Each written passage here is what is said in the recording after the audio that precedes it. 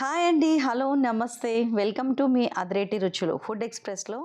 ఇంత ఈజీ అండి ఫిష్ పచ్చడి పెట్టడం. ఫిష్ ఎంత తీసుకున్నానంటే ఒక 1½ కేజీ ఫిష్.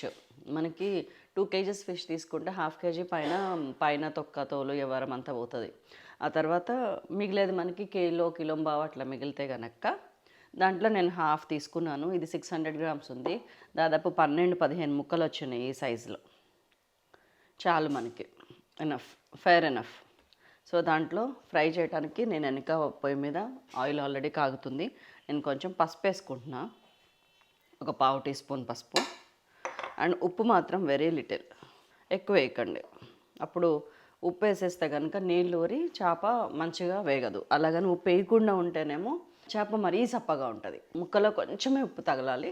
పైన మన మిరం ఉంటుంది కదా, చేప గ్రేవీ ఉంటుంది కదా, దాంట్లో ఫుల్ ఉప్పు ఉండాలి. సో దానికోసం ఇట్లాగా చేసి ఫస్ట్ కలిపేయాలి దీన్ని. ఇదిగోండి, చక్కగా కలిపి రెడీగా ఉంది.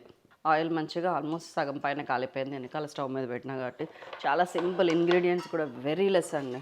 ఇదిగోండి, పచ్చిమిర్చి, అల్లం వెల్లుల్లి పేస్ట్, ఉప్పు, కారం, కొద్దిగా కరివేపాకు, నిమ్మరసం, ధనియాల పొడి, జీలకర్ర పొడి, గరం మసాలా పొడి. సో నేను వేసేస్తున్నా. ఎన్ని ముక్కలు పడతాయి అనేది చూసుకోండి, మరీ ఎక్కువ తక్కువ వేయకండి. చేపకండి చాలా కొద్ది మంది ఇట్లా చక్రాలు అది కొట్టిస్తారు. స్క్వేర్ ముక్కలు కొట్టిస్తే ఇంకా చాలా బాగుంటుంది. మన మటన్ పీసెస్, పెద్ద సైజ్ మటన్ పీసెస్ లాగా కొట్టించండి. ఇది బై ది వే స్కిన్లెస్, ఇది కావాలని స్కిన్ తీపిచ్చేసిన. ఈసారి లైట్ కలర్ వచ్చేదాకా ఫ్రై చేయండి. మరీ బ్రౌన్ షేడ్ వస్తే అప్ప అవుతుంది, టేస్ట్ అనిపించదు, లోపల స్మూత్ ఉండదు. చలో అయిపోయింది. ఇట్లా అయితే చాలు. చెప్పాను కదా, మరి కట్టగారల్లా చేయకండి. లైట్గా కలర్ రాగానే తీసేయండి.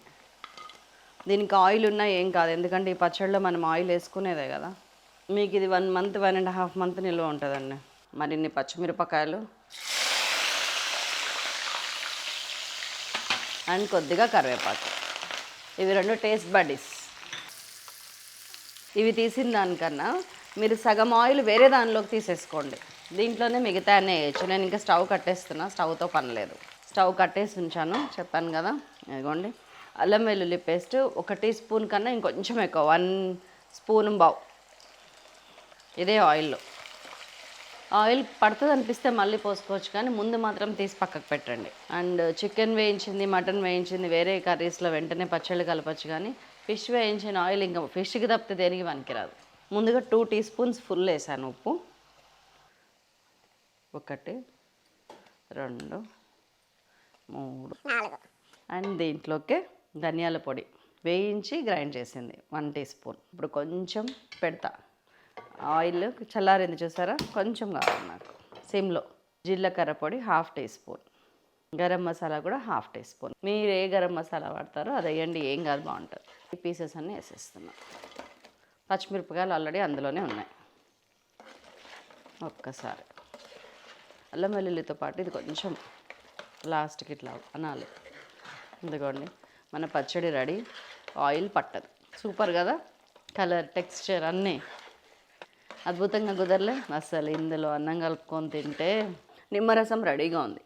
2 నిమ్మకాయలు, పెద్ద పెద్ద సైజు కాయలు నిమ్మరసం తీసుకున్నా. పులుపు కూడా మీ ఇష్టం, కానీ నిలువ ఉండాలంటే కొంచెం పులుపు పడాలి. కొంచెం చల్లారినాక నేను అప్పుడు నిమ్మరసం కలుపుతాను. జస్ట్ మరి వేడి వేడి నిమ్మరసం వస్తే చేదు వస్తుంది, ఇట్లాంటివి ఏమి ఉండవండి.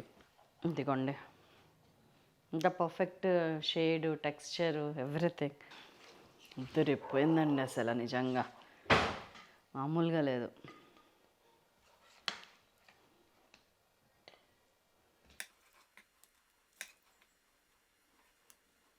ఈ గ్రేవీ చాలా ప్రియం మనకి. అంతటా వచ్చేటట్టు చేస్తారు కదా. మరొక అద్భుతమైన రెసిపీతో మిమ్మల్ని మళ్ళీ కలుస్తాను. అందరికీ సెలవు, నమస్తే.